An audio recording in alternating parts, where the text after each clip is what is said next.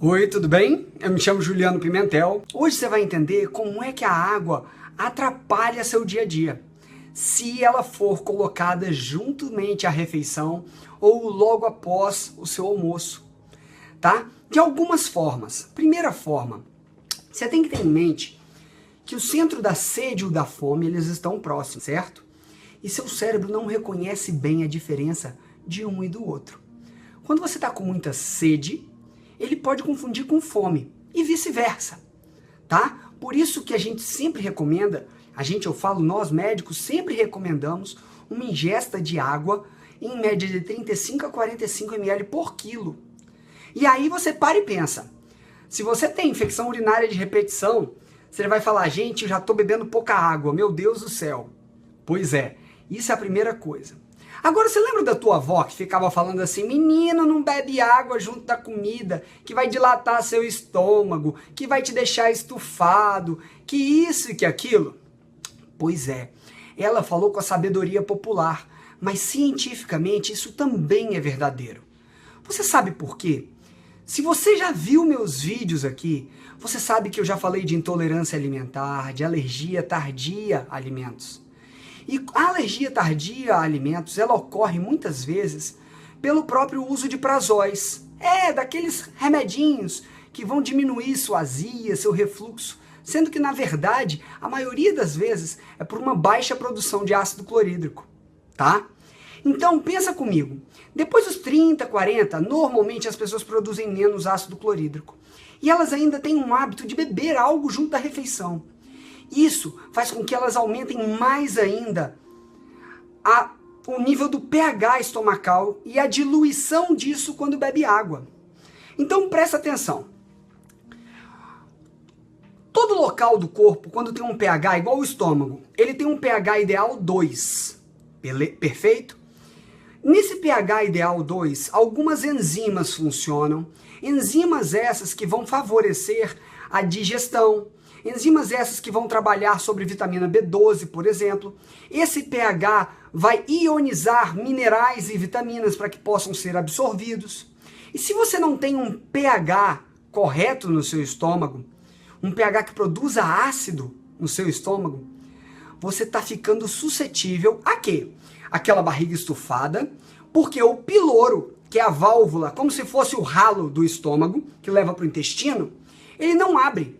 Ele vai demorar a abrir. E aí você fica com aquela sensação de empachado, com aquela sensação de estufado no estômago. Por quê? Ele não baixou o pH suficientemente, ele dilatou demais, aumenta a chance de refluxo, porque o ralo de cima, o esfíncter de cima do estômago, ele faz bocejos naturais, ele normalmente dá uma... E nesse refluxo sobe, e o pH do esôfago, que é 6, começa a gritar. Mas eu estou falando de estufar, de alergia alimentar tardia, de intolerâncias alimentares, sensibilidades. Intolerâncias são provenientes de alterações enzimáticas. Sensibilidades é quando alguma proteína não digeriu corretamente no estômago e passa para o intestino. Quando esse suco gástrico e esse projeto, esse bolo que saiu lá do estômago foi para o intestino, a primeira reação do intestino é deixar esse meio básico. O que é isso? Ele sai de um pH 2 e o intestino sobe bem esse pH para se tornar alcalino. Ele solta muito suco pancreático com enzimas que também vão funcionar num pH ótimo e que depende da secreção do pâncreas, junto do suco pancreático com suco enzimático. Então, cada local do seu trato digestivo tem uma importância fundamental e um pH ótimo. Agora, nada disso vai funcionar corretamente se você não tiver feito a primeira atitude. A primeira atitude na mastigação, quando você coloca o alimento na boca, ao mastigar, você libera peptídeos, que são proteínazinhas, que elas estimulam até a regeneração do tubo gastrointestinal, de todo o trato gastrointestinal. Então a mastigação é fundamental na digestão, até pelo efeito mecânico de reduzir as partículas e favorecer a digestão no estômago e favorecer também a digestão no intestino. Então o primeiro ponto é fazer uma correta mastigação. Sempre que você for comer, Beba líquido antes da refeição, pelo menos meia hora antes. E sempre que você tiver comido, sempre espere no mínimo 1 hora para você tomar algum líquido. É o ideal, no mínimo 1 hora. Porque assim você ajuda o seu corpo a trabalhar. E favorece o quê? Um correto funcionamento e devagar agride menos o seu intestino. Favorece o funcionamento do estômago. E com isso, você vai ter menos alergia, menos intolerâncias, menos empachamento, menos gases, menos barriga distendida. E sempre que você beber líquido, beba em pequenas porções de em torno de 300 ml. Não vai beber 1 litro de uma vez, eu bebo 500 em média, eu bebo muito líquido.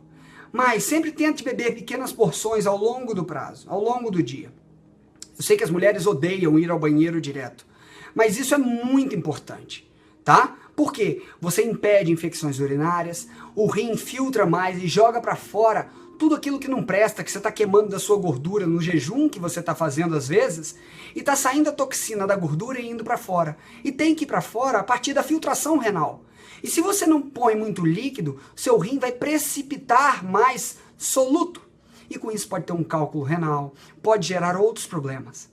Então lembrem sempre, se você não tem uma doença crônica renal, alguma doença cardíaca que te limite a ingesta de líquidos, beba em torno de 35 a 45 ml por quilo.